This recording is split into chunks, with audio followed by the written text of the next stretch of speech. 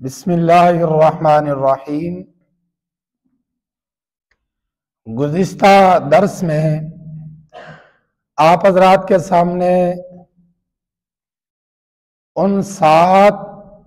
खुश नसीब तबके का जिक्र किया था कि जिनको अल्लाह ताला क़यामत वाले दिन अपने अर्श अजीम का साया नसीब फरमाएंगे कि उस मैदान में, जिसे मैदान हशर कहा जाता है, न कोई दरख्त होगा कि जिससे इंसान साया हासिल कर सके, न कोई इमारत होगी, न कोई खेमा होगा, वहां कोई साया नहीं होगा। अल्लाह ताला अपने अर्श का साया कुछ खुश नसीब लोगों को नसीब फरमाएंगे। उनमें से 2 बयान कर दिए थे। इमामुन आदिलुन, नंबर 1 अदल इंसाफ करने वाला हुक्मरान। अल्लाह ने कोई ओहदा अता फरमाया है, अगर वो इंसान अदल इंसाफ करता है, चाहे वो जज हो, चाहे वो वकील हो, चाहे वो MPA हो, चाहे कोई वजीर हो, कोई भी अगर अदल इंसाफ से काम लेगा तो अल्लाह क़यामत वाले दिन इस ऐसे आदिल को अपने अर्श अजीम का साया नसीब फरमाएंगे। और दूसरे नंबर पर फरमाया वरजुलन शाबुन नशअ फी इबादतिल्लाह, वो नौजवान के जिसकी जवानी अल्लाह की इबादत में गुजरी हो, रात को भी अल्लाह की इबादत कर रहा है, दिन को भी अल्लाह की इबादत कर रहा है। ऐसा नौजवान जब अल्लाह की बारगाह में पेश होगा तो अल्लाह ताला अपने अर्श अजीम का साया उसे भी नसीब फरमाएंगे। और तीसरे नंबर पर इमामुल अंबिया सल्लल्लाहु अलैहि वसल्लम ने फरमाया, अल्लाह ताला उस आदमी को भी अपने अर्श का साया नसीब फरमाएंगे कि जिसका दिल मस्जिद में अटका रहता है। खुशी हो या गमी हो, कोई भी हाल हो, हर हाल में उसका दिल जो है वो मस्जिद के साथ जुड़ा रहता है। वो उस महफिल को, उस खुशी को, उस गमी को अजान की आवाज सुनते ही छोड़कर मस्जिद में आकर अल्लाह का हुक्म पूरा करता है। और फिर इसी हाल में उसकी मौत आ जाती है तो अल्लाह ताला उससे अपने अर्श का साया नसीब फरमाएंगे।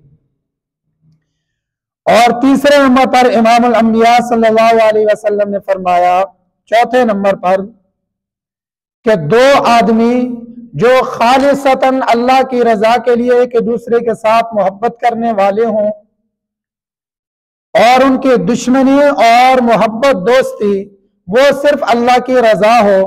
कोई आदमी किसी के साथ दोस्ती करता है इस बुनियाद पर कि ये अल्लाह वाला है, ये नेक है, ये नमाजी है, ये कुरान की तिलावत करने वाला है, ये अल्लाह अल्लाह करने वाला है, इस बुनियाद पे वो उसके साथ दोस्ती करता है और उसके मुकाबले में एक दूसरे आदमी के साथ इसलिए दुश्मनी करता है कि ये अल्लाह का नाफरमान है, अल्लाह के रसूल का नाफरमान है और ये अल्लाह ताला के हुकूक की हिफाजत नहीं करता, तो ये अल्लाह ताला के हुकूक को जाया करता है, तो इसके साथ दुश्मनी करता है। गोया कि उसकी दोस्ती और दुश्मनी का जो मेयार है वो अल्लाह की रजा होती है। तो फरमाया ऐसे आदमी को भी अल्लाह ताला क़यामत वाले दिन अपने अर्श का साया नसीब फरमाएंगे। और 5वें नंबर पर फरमाया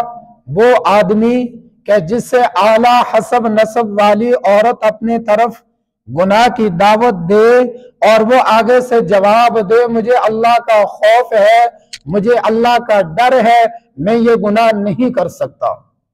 जैसे हजरत यूसुफ अलैहिस्सलाम ने, जुलेखा ने जब सारे कमरे बंद कर दिए, दरवाजों को ताले लगा दिए और कहा यूसुफ मेरी तरफ आइए, तो यूसुफ अलैहिस्सलाम ने जवाब दिया, क़ाल मआज़ल्लाह, मैं अल्लाह की पनाह में आता हूँ, इसलिए कि अल्लाह ने मुझे नबी बनाया है, मेरे बाप को नबी बनाया है, मेरे दादा को नबी बनाया है, मेरे परदादा को नबी बनाया है, मैं नबियों की लड़ी से चला आ रहा हूं, मैं ये गुनाह नहीं कर सकता।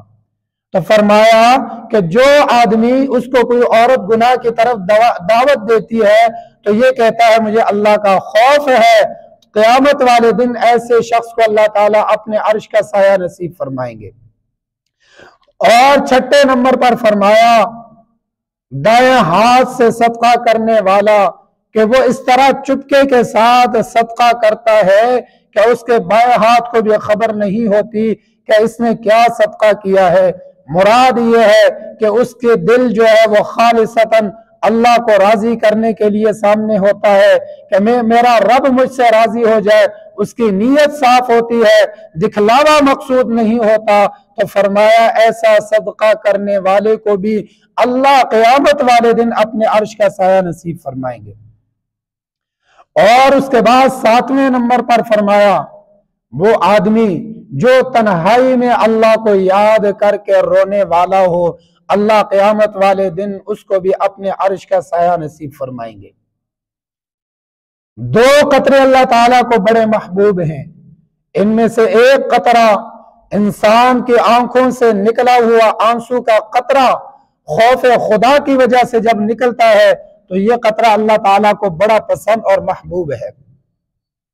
और दूसरा वो खून का कतरा जो शहीद के जिस्म से निकलता है, अभी वो जमीन पर नहीं गिरता कि अल्लाह उससे कबल उसके सारे गुनाहों को माफ फरमा देते हैं। तो दो कतरे अल्लाह ताला को पसंद है, एक इंसान की आंख से निकलने वाला आंसू का कतरा और एक शहीद के जिस्म से निकलने वाला खून का कतरा, ये दो कतरे अल्लाह को पसंद है। तो सातवें नंबर पर फरमाया जो शख्स अल्लाह के खौफ की वजह से रोता है, जिसकी आंखों